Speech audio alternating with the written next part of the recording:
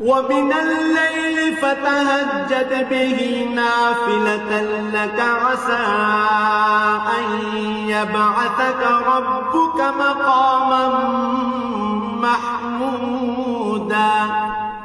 রাতের কিছু অংশে তাহাজ্জুদ নামাজ প্রতিষ্ঠা করো, এটা তোমার জন্য ফরজ নামাজের অতিরিক্ত একটা নামাজ।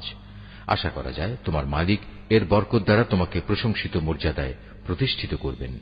وقل رب أدخلني مدخل صدق وأخرجني مخرج صدق واجعل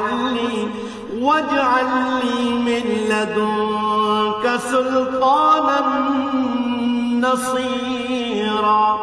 তুমি বলো, হে আমার মালিক, যেখানেই আমাকে নিয়ে যাও না কেন তুমি আমাকে সত্যের সাথে নিয়ে যাও, এবং যেখান থেকেই আমাকে বের করো না কেন সত্যের সাথেই বের করো।